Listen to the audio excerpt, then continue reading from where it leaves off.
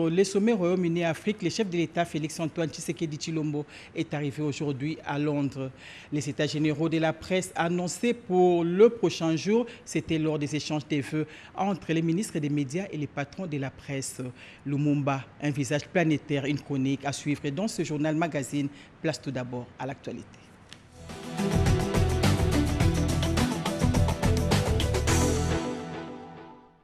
Après Rome, le chef de l'État est arrivé ce dimanche à Londres. Félix-Antoine Tshisekedi Tshilombo va prendre part au sommet Royaume-Uni-Afrique sur les investissements. C'est un reportage d'Abraham Loakabwanga.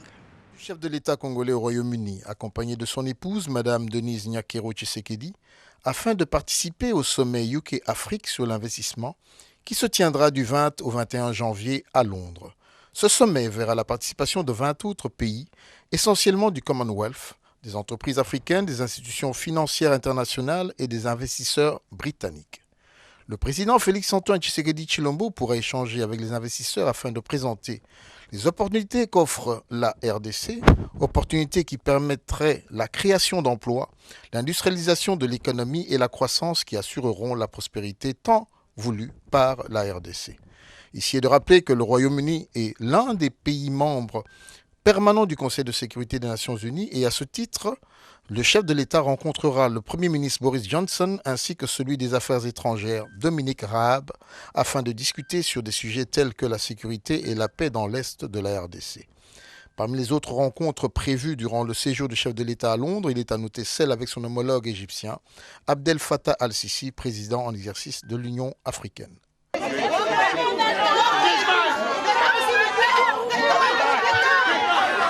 Nous venons ici, nous sommes à Luton, en Angleterre, pour soutenir notre président de la République. Il fait froid, mais nous devons être là. Et les Congolais sont venus, très nombreux, ils sont dans la salle. Nous, on a fait le déplacement de Londres jusqu'ici, c'est une petite bonne distance. Et moi, je viens personnellement de Liège, de Belgique. Nous venons soutenir notre chef de l'État et que tous les Congolais sont derrière lui, ils sont en Angleterre. Notre président élu, Félix-Antoine Tshisekedi Tshilombo, on va l'accueillir bientôt. On a un peu, le nombre est limité parce qu'on nous a demandé de ne pas venir. Tous ceux qui sont venus, ce sont de braves citoyens et citoyennes du Congo. Et on est content de son arrivée, on va l'accueillir proprement. Je suis là. Et je demande à tout le monde d'aller à Excel, London, pour la prestation de M. Félix-Antoine. On peut lire l'impatience de la population quant à la livraison des ouvrages construits dans le cadre des 100 jours du chef de l'État, cas du saut de moteur de pompage. Pour s'enquérir de la situation, le vice-premier ministre, ministre des Infrastructures est descendu sur place et a fait un état des lieux. Hérodis Kitutu. Fixé. Le saut de mouton de pompage dans la commune de Ngaliema sera inauguré incessamment. Une commission sera mise en place dès ce lundi 20 janvier 2020 afin d'organiser la cérémonie d'inauguration par le chef de l'État Félix-Antoine Tshisekedi. J'ai voulu, ensemble avec le gouverneur de la ville, qui est le patron de la ville, que nous puissions nous enquérir de la situation et voir effectivement si on peut déplacer les chefs pour l'amener ici. Sur le plan de la construction de l'ouvrage, c'est vrai que l'ouvrage est complètement terminé. Les véhicules peuvent passer, il est solide. Techniquement parlant, l'œuvre est solide. Mais maintenant, les alentours posent un petit problème. Nous aurons une commission lundi à 14 h afin que nous puissions décider de la date pour déplacer le chef de l'État et venir l'inaugurer. Voulant éclairer la lanterne quant aux différentes doléances de la population de ce coin de la capitale, notamment sur l'assainissement autour de l'ouvrage, la problématique des marchés ainsi que les parkings. Willing Opos a précisé que le fonds a été débloqué spécialement pour la construction du saut de mouton et c'est fin prêt. Le projet en soi, lorsqu'il était conçu, c'était pour régler les problèmes des embouteillages. C'est pourquoi dans les 100 jours, avec un financement bien précis, c'était pour ces ponts. Mais quant à ce que l'assainissement dans les environs nécessite une prise en charge, ce n'était pas prévu. Ça, il faut qu'on se le dise. Il y a eu un financement qui était bien précis pour la construction de ce saut de mouton. Et ça s'est arrêté là. Mais ça pose un problème vrai, réel, que nous constatons aussi, que nous voyons, qu'il faut un petit toilettage aux environs de cet ouvrage. Ça, c'est vrai que ça nécessite un autre financement. Pour ce faire, le gouvernement débloquera une somme importante pour répondre à toutes ces réclamations, a-t-il conclu. La chute des cours des métaux sur le marché international a mis sur une même table de travail les ministres des Mines, Willy Kitobo Sansoni, et les dirigeants des sociétés minières. Les détails dans ce reportage de Serge Mata. Cette rencontre avec les dirigeants de la société minière Tenke Fungurume a donné lieu à des échanges fructueux autour des différentes préoccupations. À l'étape de sa visite sur les sites d'exploitation de cette entreprise minière, le ministre des Mines, Willy Kitobo Sansoni, il a en outre exhorté et rappelé aux animateurs de cette société d'exploitation minière d'accompagner davantage le gouvernement de la République dans sa nouvelle politique minière afin de répondre aux attentes de la nation congolaise. Ce partenariat qui existe entre le privé et l'État congolais, aujourd'hui, la politique a un peu changé pour que l'activité minière profite et au privé et surtout profite au Congo. Concernant la chute des cours des métaux sur les marchés internationaux, le ministre des Mines a fait une mise au point selon laquelle les cours des métaux actuels n'étaient pas pris en compte par les entreprises minières lorsqu'ils élaboraient leurs études de faisabilité en 2006. Donc, ce n'est pas un obstacle pour l'industrie minière en République démocratique du Congo, a-t-il martelé. La problématique, l'exploitation artisanale du cobalt a été également abordée. À travers le ministère des Mines, le gouvernement vous tend la main. Nous sommes encore là pour vous accompagner dans ce que vous faites, aussi longtemps que vous pouvez aussi respecter notre loi. Essentiellement instructif, la visite de l'autorité des mines, Willy Kitobo Sansoni, dans cette partie du territoire national a été appréciée par les responsables de la société minière de Tenke Fungurume Mining, qui se sont dit satisfaits. Et dans la même rubrique, la société minière des Iwa inaugure un nouveau type de coopération dans ces secteurs. Le président du conseil d'administration de la GECAMIN, Albert Yuma, est revenu sur les innovations dans les contrats avec les partenaires chinois. C'était lors du lancement de la production de cette usine. Reportage de notre envoyé spécial, Joël Lunginza.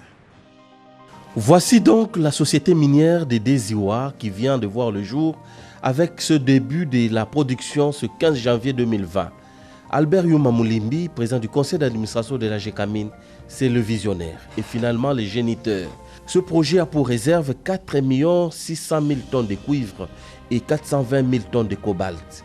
Son investissement total est de 880 millions de dollars, adoptant la technologie hydrométallurgique à partir de la carrière à ciel ouvert. Sa capacité de production installée est de 80 000 tonnes de cuivre cathodique et 8 000 tonnes de cobalt. Venu pour l'inauguration, au nom du chef de l'État, le ministre est près le président de la République, qui avait à ses côtés ses collègues des mines et des PMA, a suivi avec les autres invités les grandes innovations qu'apporte des Iwa dans le mode de coopération. Dans son discours lu par son représentant, le président du conseil d'administration de la GECAMIN parle plutôt de 3 ruptures. Première rupture, des Iwa est un projet à durée déterminée. Après 9 ans, la Sominaise sera 100% GECAMIN. Deuxième rupture, Desio est un projet où les droits des partenaires sont équivalents. 51% pour CNMC et 49% pour GECAMIN. Une première dans l'histoire. Enfin, on note la présence des cadres congolais à tous les niveaux. Un contrat de transfert de compétences qui prépare déjà les agents GECAMIN à la pré-coopération. Douleur d'enfantement, il y en a eu. Tout le monde suit au jour le jour toutes les combines montées de mauvaise foi pour bloquer le réveil du Grand Congo dans les secteurs miniers. Encore félicitons le PCA Albert Yuma, les membres du conseil d'administration et du comité de gestion. Pourquoi? Parce que avant c'était un rêve, personne n'y croyait. Cette concession était déjà perdue, mais ils sont investis sur base du droit de préemption qu'avait la GECAMIN pour pouvoir l'arracher. C'est vraiment une fierté pour nous en tant que travailleurs. Et là, nous disons à tous ceux qui cherchent à déstabiliser la GECAMIN que nous venons de très loin. Lorsque la GECAMIN ne payait pas, il n'y a personne qui criait sur la GECAMIN. Et aujourd'hui, la GECAMIN est en train de se reconstruire. Tout le monde doit nous accompagner dans cette lutte que de chercher à diaboliser là où le diable n'existe pas. Donc c'est vraiment un motif de fierté pour nous Parce qu'aujourd'hui, l'agent Gécamine marche tête haute. Plusieurs autres projets en gestation pourront voir le jour. Question de faire bloc contre la machine qui tient à empêcher la réalisation des réformes engagées pour remettre l'État et les peuples congolais dans leurs droits. Et par contre, les indicateurs sont au rouge dans la ville de Boma et pour cause de la diminution de l'activité portuaire, les opérateurs économiques pensent à une délocalisation. La vie économique de Boma dans ses commentaires de Joël Lunginza. Boma, cette ville historique, première capitale du pays, est aujourd'hui dans un état de tristesse. Cet état se vit à travers le ralentissement de toute activité économique, voire l'arrêt total. L'activité économique de la ville de Boma était essentiellement liée au port. Ce port sur le fleuve Congo donnant accès à la mer faisait vivre la ville grâce à l'import-export. Au niveau des importations, le port de Boma était principalement la voie d'accès aux véhicules, avec comme effet collatéraux les ventes des billes low cost sur les acteurs de la ville. Effectivement, à Boma, les indicateurs sont rouges dans la mesure où, comme vous le savez, l'activité du port est assez réduite. Depuis la mesure interdisant l'entrée des véhicules de plus de 10 ans, toutes ces activités ont été touchées. Certains hommes d'affaires ont délocalisé et beaucoup d'entreprises ont fermé. Mais en ce qui concerne notre domaine, c'est que les dépôts 7 Boma a fermé. Le prix officiel que nous appliquons, qui est de 2230 pour le gazole, et la concurrence, les cadavres sont à 1500. Donc nous avons d'énormes problèmes qui aussi, nous sommes la seule station pour le moment au niveau du bas fleuve. Et donc cela a amenuisé notre fond de roulement et donc nous risquerons de ne plus avoir de station.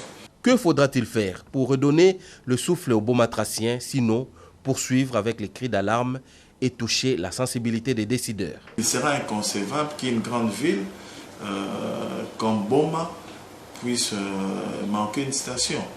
Et donc c'est ça notre cri de détresse à l'endroit des autorités.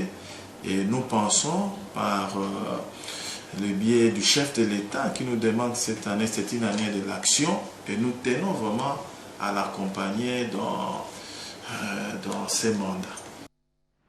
À Kinshasa, le procureur général près la Cour de cassation, Flori Kabange-Numbi, était avec les femmes chantres de l'Association des musiciens chrétiens du Congo au centre de soutien aux œuvres chrétiennes. Commentaire Cédric Kenina.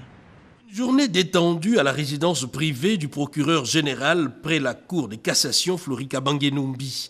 Le département de femmes de l'Association des musiciens chrétiens du Congo, AMCC, a tenu pour cette année nouvelle à communier avec cet homme, acteur clé dans l'appareil judiciaire du pays, qui à un moment donné de sa vie a servi Dieu comme chantre et reste pasteur. Des sentiments de joie et de gratitude de voir que omis l'autorité, mais Jésus-Christ a une place dans sa vie. Et c'est ce qui le pousse toujours à soutenir la musique chrétienne. On s'est dit maintenant, pour une première fois, notre département, de se mettre debout et de défendre les intérêts de Jésus-Christ et de promouvoir le ministère de la femme. Et en plus aussi, nous avons une vision d'organiser une grande journée dont nous allons convoquer et inviter toutes les femmes de la RDC, l'accompagnement de l'homme de Dieu et l'accompagnement de notre ministère et surtout l'accompagnement de toutes personnes qui aiment et qui écoutent la musique. Moment de communion chrétienne, certes, qui a permis à l'initiateur du label chrétien de soutien aux œuvres chrétiennes caritatives, Nabi Samuel House, à appeler ces femmes servantes dans la chanson à plus de sagesse et à sortir chaque fois des paroles qui profèrent rien que la bénédiction. Tous les souhaits que je pouvais formuler à votre endroit pour cette année 2020 ne peuvent pas dépasser les souhaits qui est contenu dans le livre des Proverbes, chapitre 31, verset 26. Ce que je vous souhaite, chère maman, pour cette année, est que vous ne puissiez pas ouvrir votre bouche dans n'importe quelle circonstance. Et quand vous ouvrez votre bouche, c'est pour bénir. Au-delà de l'unité qui se manifeste déjà parmi vous, que vous puissiez être des femmes sages, qui n'ouvrent leur bouche que pour bénir, pour chanter la gloire de notre Dieu. Cette première rencontre de l'année 2020 annonce une autre série de rencontres pour pérenniser les œuvres inspirées de Dieu. Les états généraux de la presse dans le tout prochain jour, le ministre Jolino Makelele des médias l'a annoncé hier samedi. C'était lors d'une cérémonie d'échange des vœux avec les patrons de la presse. Une synthèse de Guillaume Koukoumamengi Pandji. Ils étaient tous là, autour du ministre d'État, ministre de la Communication et des Médias, Jolino Makelele, les responsables des entreprises de presse en République démocratique du Congo. C'est que l'on voit rarement, puisqu'occupés au respect de leur ligne éditoriale, à vérifier les morasses avant le bon à tirer. Ceux qui voient et revisitent les conducteurs des éditions d'information, des émissions de programmes, ceux qui écoutent plus les politiques. S'y est ajouté la presse étrangère et surtout les mandataires de médias publics. Ce rendez-vous, du reste fort réussi, était l'occasion d'échange de vœux pour l'année 2020.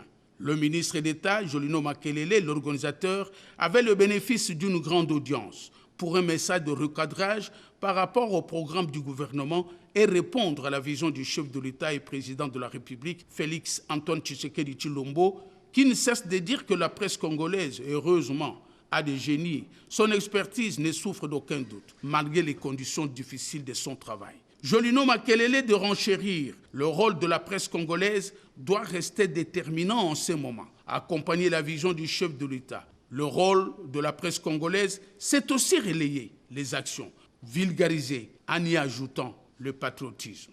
Vous connaissez tous l'attachement et la volonté du président de la République, Félix Antoine Tshisekedi Tshilombo, de promouvoir la presse et les médias pour en faire véritablement un quatrième pouvoir en République démocratique du Congo. Il en a pris l'engagement solennel déjà lors de son discours d'investiture du 24 janvier 2019.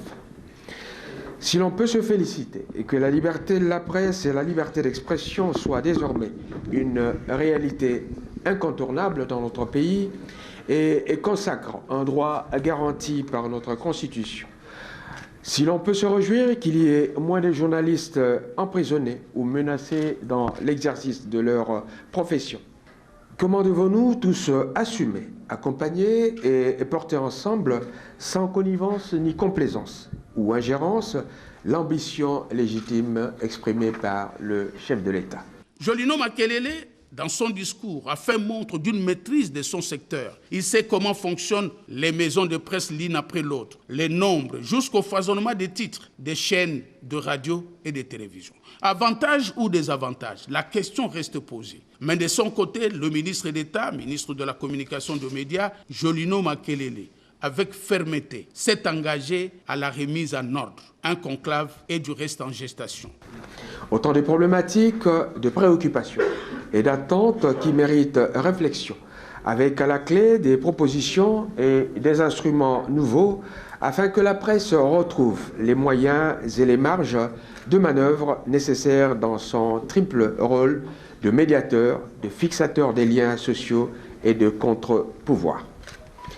C'est la raison pour laquelle, sous le leadership de son Excellence, Monsieur le Premier ministre, chef du gouvernement, le professeur Sylvestre Ilunga Ilunkamba, j'entends justement vous appeler d'ici peu à une réflexion collective, un grand rendez-vous baptisé États généraux de la presse, au cours duquel, dans un esprit constructif, en portant l'adhésion de votre corporation, nous allons fixer une feuille de route et dessiner ensemble l'avenir de la presse en République démocratique du Congo.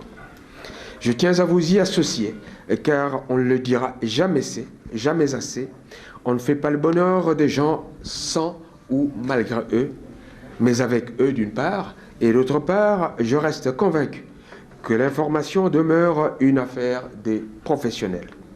Dans cette perspective, tout en vous remerciant sincèrement d'avoir répondu à mon invitation, je vous souhaite à tous et à chacun mes meilleurs vœux de santé, de paix, de bonheur et de prospérité.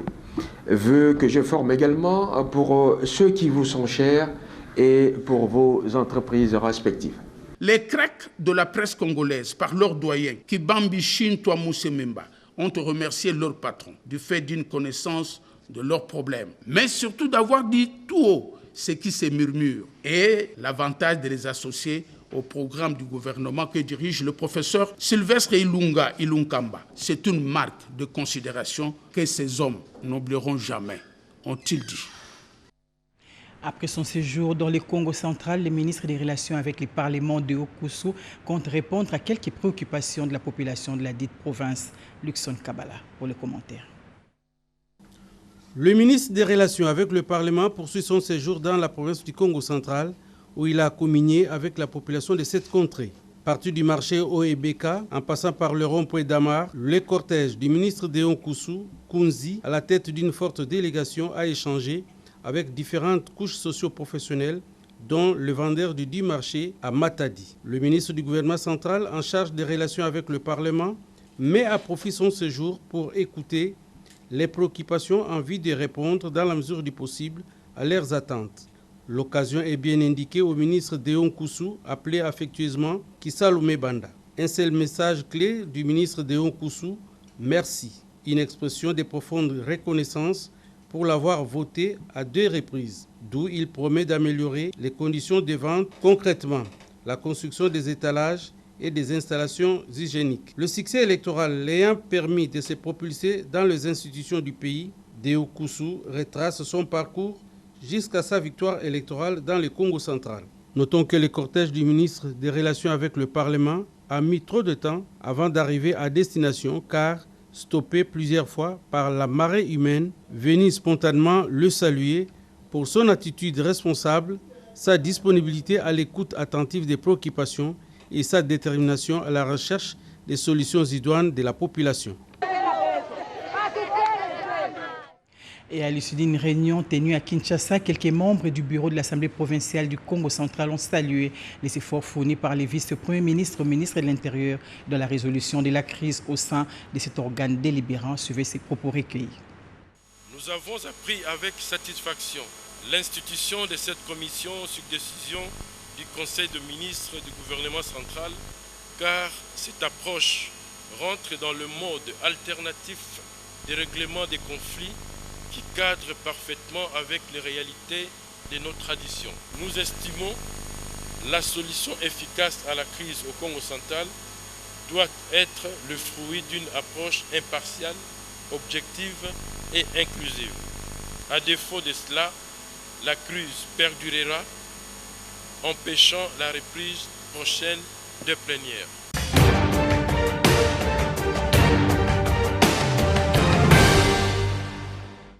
La semaine qui s'achève n'était pas de tout repos pour le président de la République. Il a entre autres reçu les lettres des créances des ambassadeurs accrédités en République démocratique du Congo et lui-même a été reçu par le pape François à Rome. La semaine du président Pierre Kibambe Somoïsa. Après les échauffourées enregistrées dernièrement sur le campus de l'université de Kinshasa, le président de la République, commandant suprême des forces armées de la RDC et de la police nationale, Félix Antoine Tshisekedi Tshilombo est allé à l'hôpital de référence de la police nationale congolaise à Lingwala réconforter les 28 policiers grièvement blessés lors des manifestations des étudiants. Aussitôt arrivé sur les lieux, le chef de l'État a fait le tour de salle où sont internés les policiers. Le président de la République leur a souhaité prompte guérison et les a encouragés et félicités pour leur bravoure et leur professionnalisme.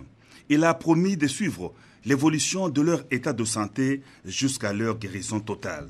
Le chef de l'État a aussi rendu une visite aux malades hospitalisés au centre de dialyse de cette formation médicale. Et il n'a pas manqué d'aller réconforter la veuve et les enfants de l'adjudant qui a trouvé la mort au cours des affrontements des étudiants avec les agents de l'ordre. Le Canada va disponibiliser 56 millions de dollars à titre d'appui dans le domaine de la santé en RDC. Ces dons s'inscrivent dans le cadre de la réponse d'urgence à la maladie à virus Ebola. L'annonce a été faite par la ministre canadienne du Développement international, Kavina Gould, au sortir de l'entretien qu'elle a eu avec le président de la République, Félix Antoine Tshisekedi Tshilombo, à la Cité de l'Union africaine. Elle a déclaré avoir annoncé au chef de l'État les projets canadiens en RDC dans le domaine de la santé et de l'éducation.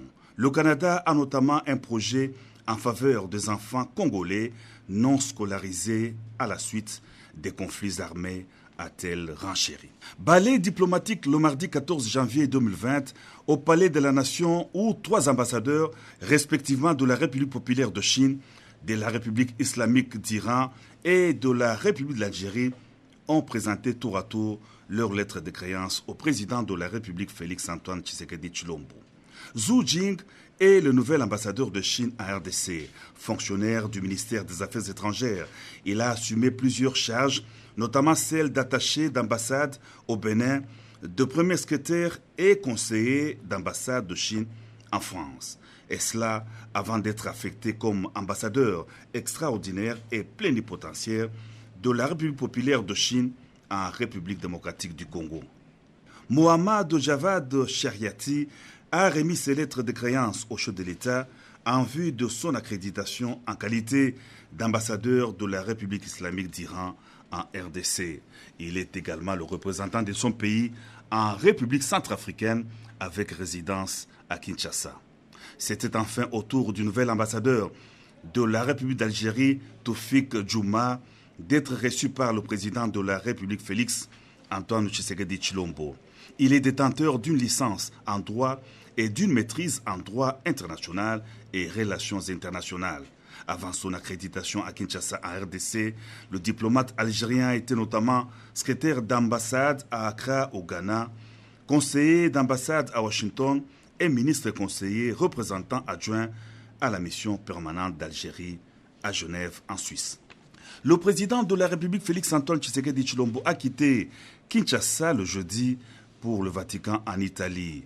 Le vendredi 17 janvier 2020, le chef de l'État a été reçu en tête-à-tête par le pape François pour un échange d'une trentaine de minutes. Le chef de l'État, qu'accompagnait son épouse, Denise Nyakeru Tshisekedi, s'est dit particulièrement heureux d'avoir rencontré le Saint-Père qui a une parfaite connaissance de la RDC et qui suit de près la situation politique et sociale du pays. Il a indiqué avoir formulé de manière officielle l'invitation du pape à visiter la RDC en 2021. Le passage du chef de l'État au palais apostolique a été notamment marqué par l'échange des instruments de ratification de l'accord cadre entre la République démocratique du Congo et le Vatican.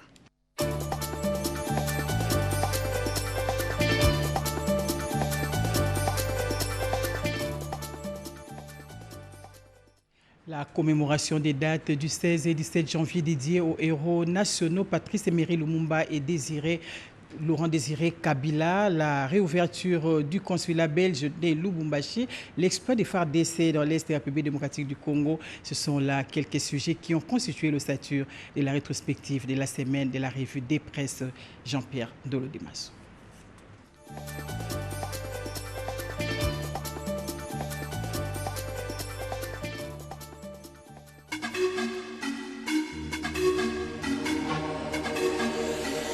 L'agence congolaise de presse revient lundi sur les incidents à l'université de Kinshasa avec l'audience que le chef de l'État a accordée à une délégation de 20 étudiants de la coordination nationale et de la section de Kinshasa. Félix-Antoine Tshisekedi Tshilombo a appelé les étudiants à vendre une image digne des cadres de demain. La conquête de Madina, grande base arrière des rebelles ougandais de l'ADF. Le potentiel en parle dans sa livraison. Les FARDC ont payé un lourd tribut dans cette reconquête, a indiqué le major Mike Azukai, porte-parole des FARDC à Béni. Forum des As annonce le même jour la réouverture du consulat général de Belgique de Lubumbashi après 2 ans de fermeture. Une réouverture qui s'inscrit selon l'ambassade du Royaume de Belgique dans le cadre de la redynamisation de relations bilatérales avec la République démocratique du Congo. Nemwanda Semi, bientôt devant la justice. Politico.cd évoque la plainte contre le leader du mouvement Bundu Diamayala par les membres de la tribu Chi pour incitation à la haine.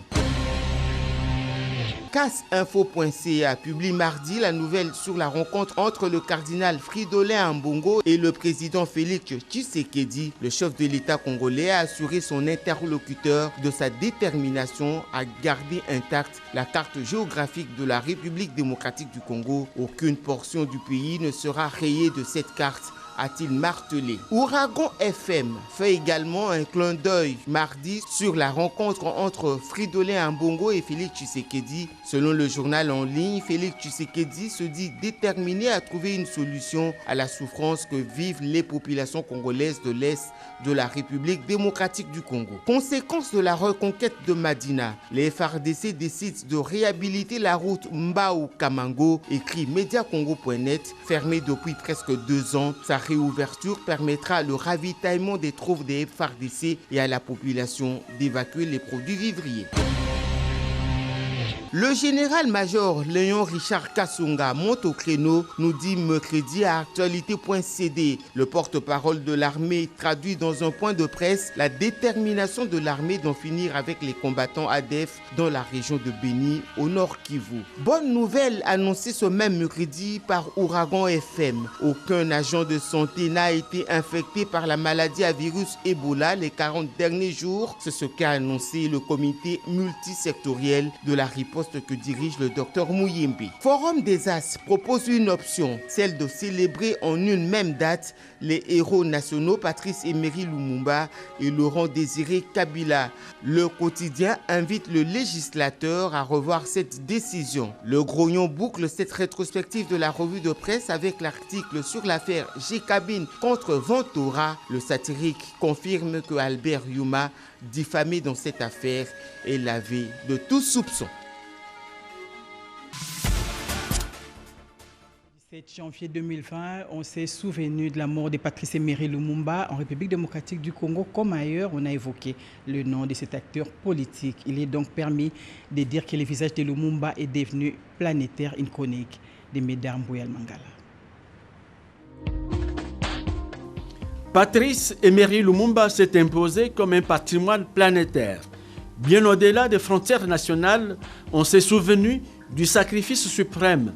La République démocratique du Congo, son pays, le mouvement national congolais, son parti et encore moins sa famille biologique, tous ces cadres sociaux ne sauraient contenir l'image du héros national, certes, mais du citoyen du monde.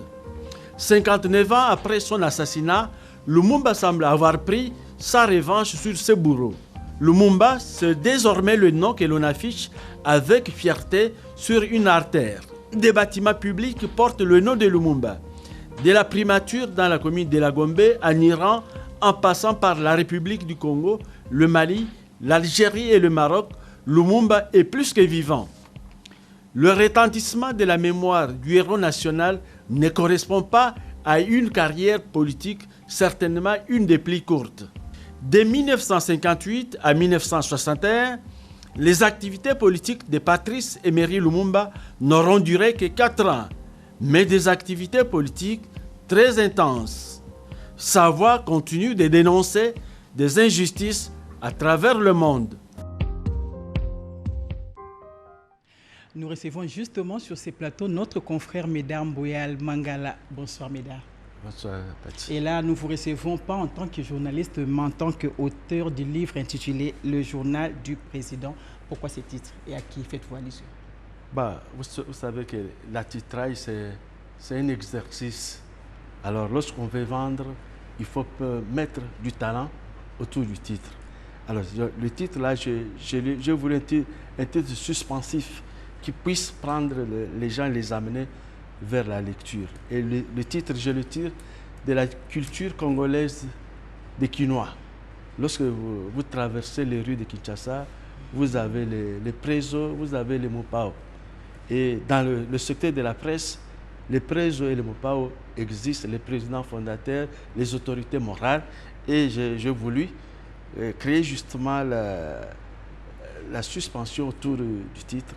Mais en fait, autour de ce titre, j'aborde la question des interactions entre le monde politique et le monde des médias.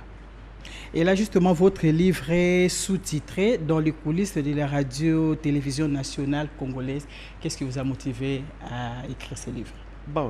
Généralement, le métier de journaliste fait que quand on a exercé pendant 20 ans, 25 ans, on soit à mesure de porter le témoignage. Alors moi, plus de 25 ans, je les ai passés dans le couloir de la RTC, d'abord comme stagiaire, collaborateur, parfois sans titre du tout. Et les faits que j'ai vécus méritent d'être rappelés. Et les faits de coulisses intéressent toujours les téléspectateurs. On est habitué à faire voir aux gens ce qui se passe sur la scène, le journal télévisé, dehors. Mais le processus de préparation, les moments de raté, généralement, on ne le dit pas assez. Et moi, je me suis inscrit dans une logique de ce qui a raté, qui a suscité des discussions.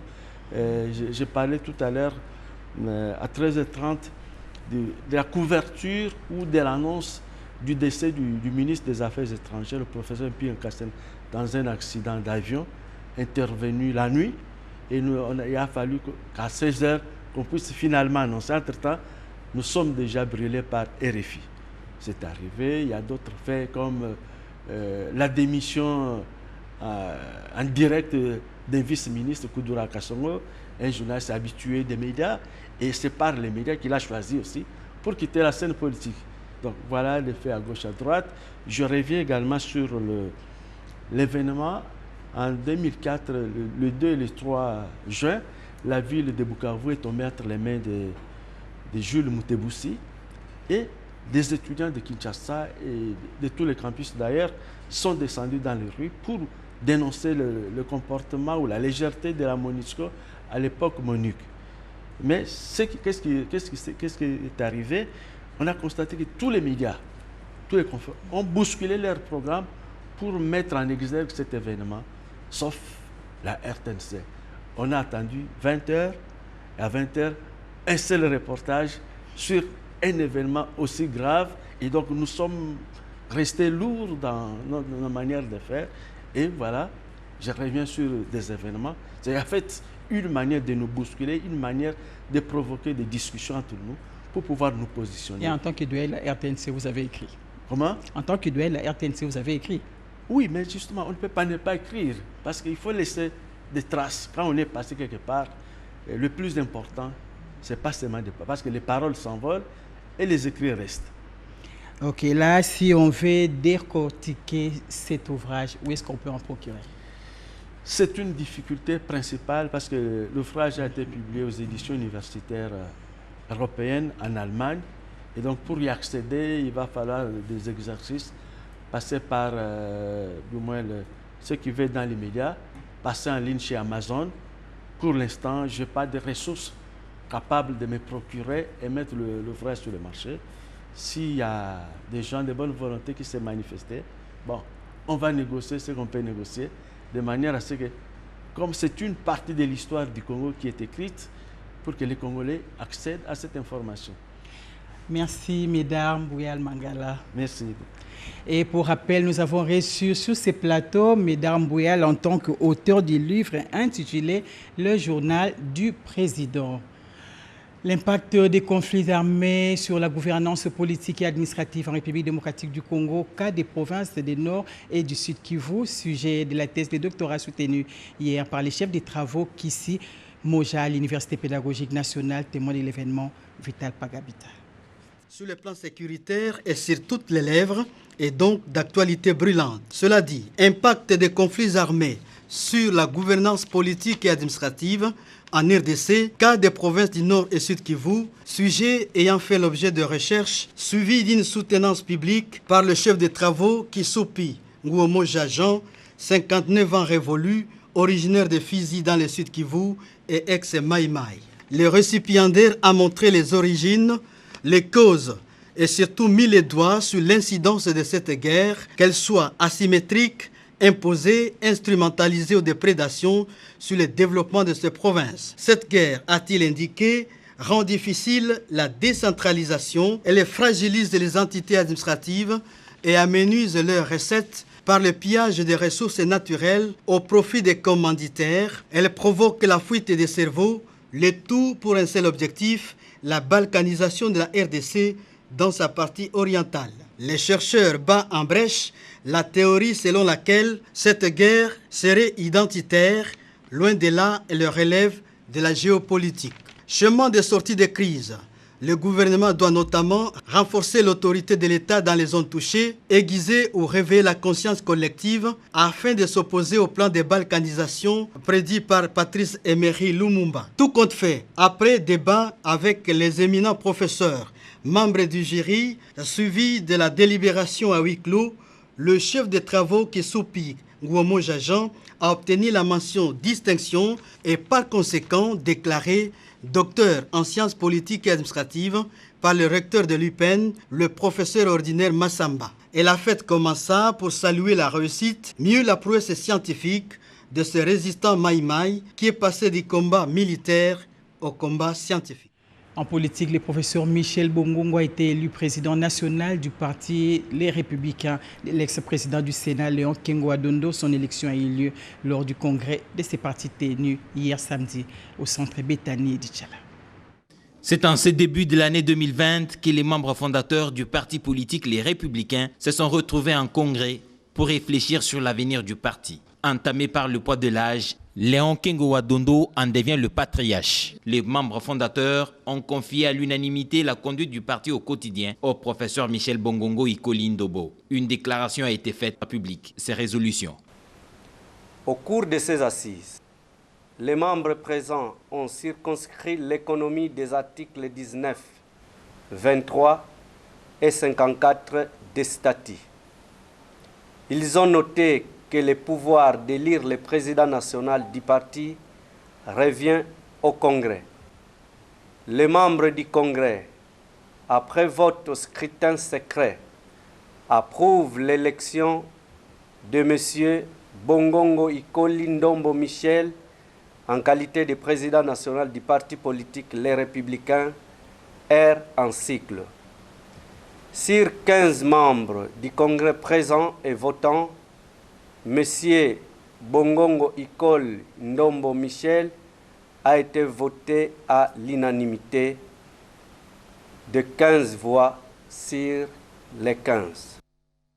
Politique toujours, la Fédération du mouvement social pour les renouveaux MSR au Katanga sera dirigée par M. Jetro Muyombi. Ce comité a été installé à Lubumbashi par le secrétaire général adjoint du parti. Reportage.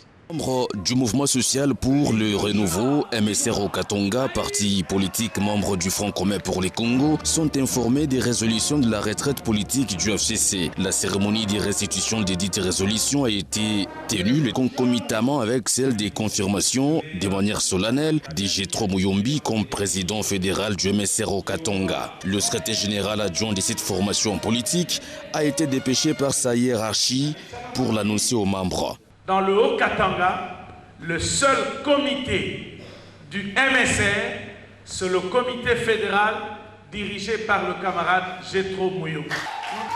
Le malentendu dissipé, la coordination provinciale du FCC en a pris acte. Sur place, les membres du comité fédéral MSR au Katanga ont été présentés. Avec ses liens resserrés, la coordination du MSR au Katanga a promis d'orienter ses actions dans la communion et la reconstruction. Nous pensons que tout le monde va apporter la main à la pâte et que nous allons reconstruire notre parti au niveau de la province du Haut-Katanga.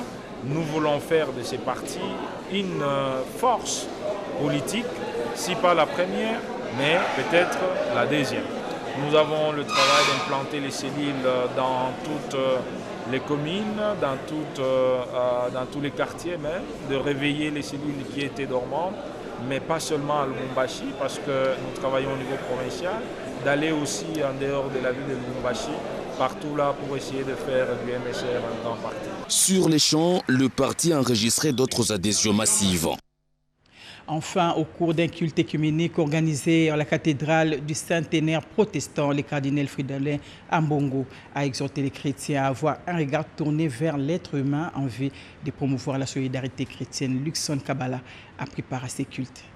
La cathédrale du centenaire de l'église protestante accueille le culte écuménique de l'unité. La prédication de son éminence, le cardinal Fridolin Ambongo Besungu, est tirée du livre de Saint Paul aux Éphésiens, premier chapitre, du 4e au 5e verset. L'amour des uns envers les autres, la compassion envers le malade ont constitué la toile de fond de cette prédication. Le cardinal Fridolin Ambongo donne le sens et le message relatif à ces cultes. C'est justement demander au Seigneur qu'il fasse accroître dans nos cœurs la vertu de l'unité pour que nous sachions vivre en paix avec nos frères et sœurs, et vivant en paix entre nous chrétiens, nous deviendrons aussi facteurs de paix, d'unité et de communion autour de nous. Nous sommes tous dans cette attente ardente. Je suis très heureux de constater que le président Félix Tshisekedi a invité officiellement le pape à venir ici. Je suis très heureux que le président a offert au pape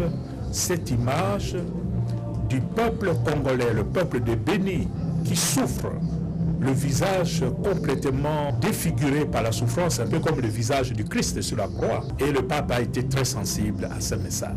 Signalons que le révérend Dr André Bokondo s'est réjoui de la bénédiction qui accompagne toujours l'hospitalité. Dans notre tradition, quand vous recevez des gens dans votre maison, vous êtes dans la joie. Il y a de la joie à recevoir. Une maison qui ne reçoit pas des gens, c'est une maison qui n'est pas bénie. Nous sommes bénis parce que nous avons reçu nos frères et sœurs cet après-midi. Enfin, l'option est élevée à la conférence épiscopale nationale du Congo de tenir le culte écuménique dans l'une des églises membres au début de chaque année.